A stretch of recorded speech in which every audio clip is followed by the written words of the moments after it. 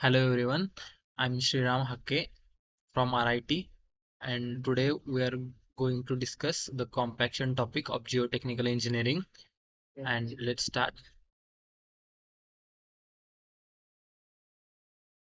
Introduction to compaction. Why is it important?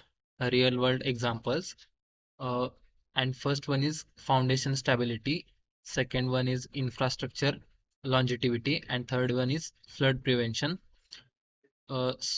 In foundation stability, compaction minimizes settlement issues by increasing soil strength, which is vital for supporting structures such as buildings and bridges. And infrastructure longevity is properly compacted layers in roads prevent deformation and prolong pavement lifespan, reducing maintenance cost. And in flood prevention, compacting soil around levees and embankments increases resistance to water ingress and erosion, crucial in flood-prone areas. And next one is soil properties and their influence on compaction. First one is grain size and distribution. Second one is moisture content, and third one is soil plasticity.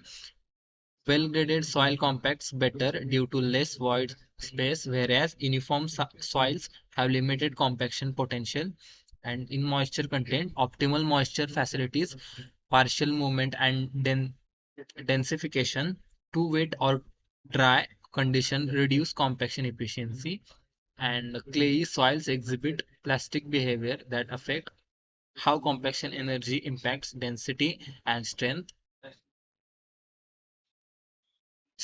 And we are going to compare a visual comparison on standard Proctor test versus modified Proctor test.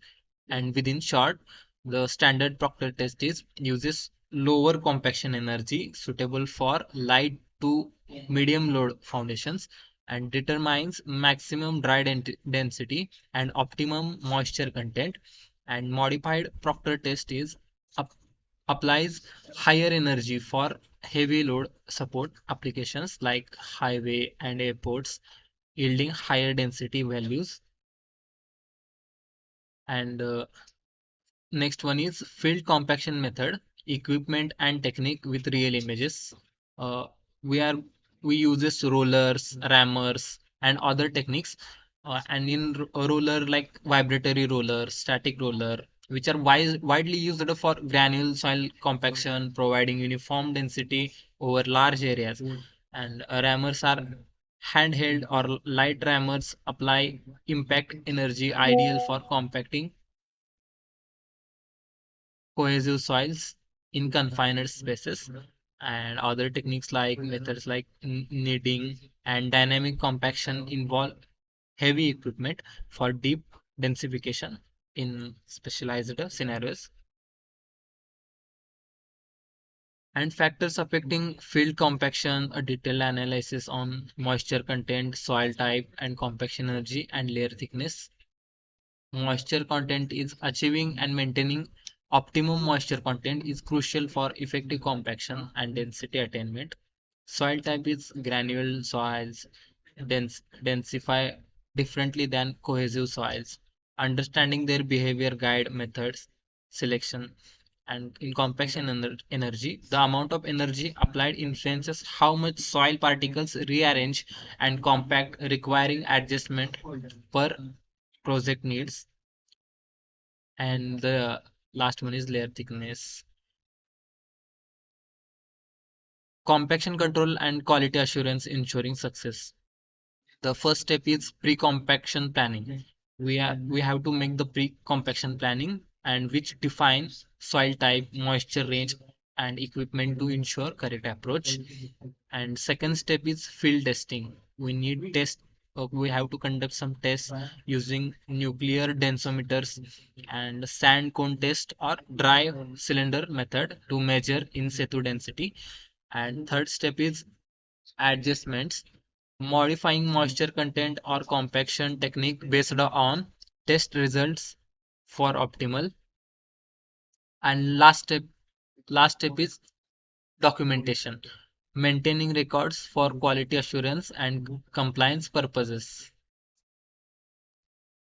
Case studies: successful and unsuccessful compaction projects, successful projects and unsuccessful projects. So successful projects are highway construction with meticulous moisture control and layered compaction yielded long-lasting pavement with minimal maintenance, and in unsuccessful projects, improper compaction efforts in residential foundation caused uneven settling, leading to costly repairs and structural issues.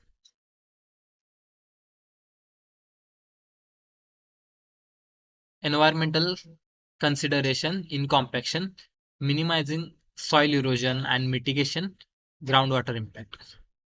Proper compaction reduces runoff and erosion risk, protecting surrounding environment or ecosystem, and controlled compaction prevents excessive impermeability that could alter natural groundwater flow. And here we are going to conclude our compaction PDF on of geotechnical engineering. Key takeaways and best practices for compaction. The first one is understanding soil behavior. As, assess soil properties carefully to select appropriate compaction methods and moisture levels. Second one is use field testing. Continuous monitoring and control ensure compaction quality and prevent future structural issues.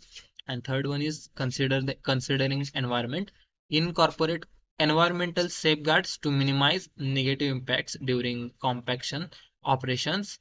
And following these best practices will lead to suffer more durable geotechnical structures, effective use of resources, and compliance with engineering standards. And thank you.